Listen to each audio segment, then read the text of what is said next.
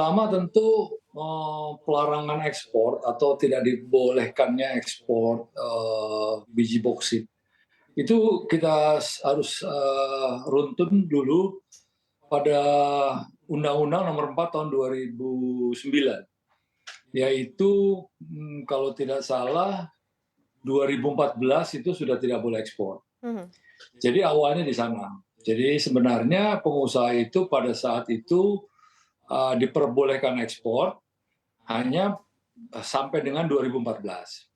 Maka 2014 tidak dibenarkan lagi ekspor dan pesan Undang-Undang Nomor 4 kalau tidak salah 2009 yaitu harus mengejawantakan hilirisasi, yaitu Mhm. mendirikan pemurnian. Mhm. Pada saat itu yang berdiri baru dua, yaitu Antam dengan CGA-nya dan WHW atau Under PT Harita itu Mhm. dengan SGA. Mhm.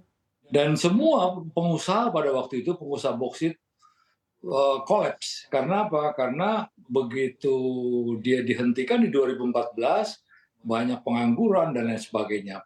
Jadi sebetulnya kalau kita mau melihat akan di-stop-nya nanti 2023, sebenarnya hal yang sudah pernah dilakukan gitu. Jadi tidak kaget sebetulnya pengusaha.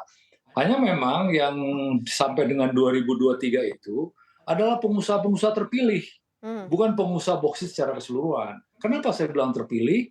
Karena 8 kalau tidak salah dari perusahaan itu dengan ketentuan-ketentuan yang disyaratkan harus bisa menunjukkan bahwa mempunyai niat untuk membangun pemurnian. Oke. Tapi sampai hari ini semua juga belum ada tanda-tanda mengarah kepada realisasi pembangunan itu sendiri. Mmm. Dilihat dari prosentase fisik. Oke. Prosentase fisik itu maksimum kalau tidak salah hanya sekitar belum sampai di atas 50% Mmm. rata-rata. Kenapa Pak Saya itu kira itu sebabnya? sementara. Sebabnya kenapa itu Pak Ronald, penyebabnya begitu? Ya, penyebabnya tentu banyak hal. Satu sisi, adalah, peraturan itu sendiri. Jadi sebetulnya begini Mbak, ini kan kita pembelajaran yang berulang yang dibuat, kembali dan menemukan kesalahan yang sangat sudah kita sadari sebelumnya. Misalnya begini, semua pengusaha, ada ribuan pengusaha boksit harus buat smelter Mbak. Ini nggak benar Mbak. Mhm. Harusnya kita harus cluster, kita zoning.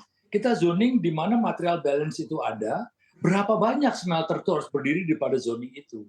Nah, dari situ nanti kelihatan berapa perusahaan yang ada di sana. Kalau Oke. itu bisa jadi konsorsium, itu bisa punya kekuatan yang hebat. Nah, di Mhm. sini peran pemerintah yang harusnya bisa Mhm. mengakomodir atau membuat sarananya ke sana. Jangan Oke. hanya buat peraturan. Ya, ya. Peraturan kamu bikin smelter, kalau enggak saya ban. Nah, itu namanya sepihak. Oke, Pak Arya mungkin Anda bisa menanggapi ya, ternyata masih agak cukup, semrawut juga nih kondisinya sebenarnya untuk menuju ke, pemurnian deh, tidak usah sampai ke hilirisasi, ke titik hilirisasinya ya. Anda melihatnya seperti apa nih Pak Arya? Saya pikir memang tadi sudah disampaikan Pak Ronald, bahwa ini kan suatu hal yang sudah pernah terjadi sebelumnya. Akan tetapi kalau kita bicara kita siap atau nggak siap, ya kita semua harus siap. Ini perintah undang-undang, ya kan? Hanya sekarang yang perlu dipikirkan itu adalah bagaimana kalau tahun depan 10 Juni 2023 ini semua harus di-stop mineral logam tertentu. Nah, siapa yang mau nampung produksi dari tambang-tambang teman-teman yang lain?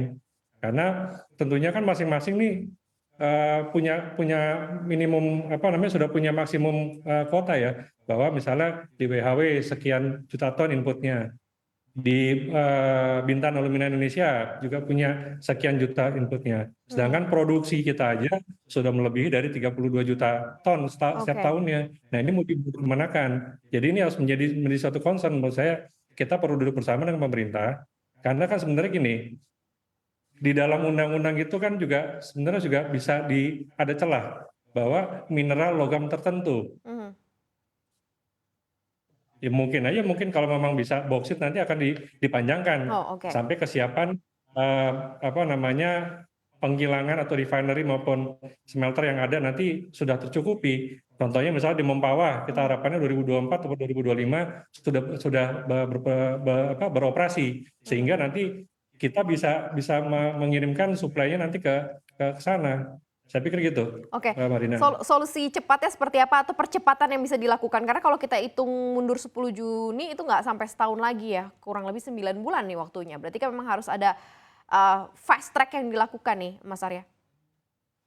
Ya, kalau itu kan kalau nggak salah kalimatnya mengatakan pada pasal 170A itu diperbolehkan melakukan ekspor mineral mentah ya 3 tahun sejak undang-undang ini diundangkan. Berarti kalau 10 Juni saat itu 2020 diundangkan, berarti kan 10 Juni 2023 sudah tidak boleh mineral logam tertentu. Jadi memang waktunya juga nggak panjang nih. Saya pikir kita mungkin perlu duduk bareng lagi, Kadin dengan asosiasi. Di sini ada asosiasi pengusaha bauksit, juga ada IMA gitu kan. Kita perlu duduk bersama nih, bagaimana kita memberikan satu masukan kepada pemerintah sehingga jangan sampai nanti investasi di bidang minerba ini jadi menurun. Kan kita harapannya bisa mendapatkan menambah pendapatan negara. Ya. Nah, kalau investasi mineral logam ini turun, nah kita bisa repot semua dari nantinya.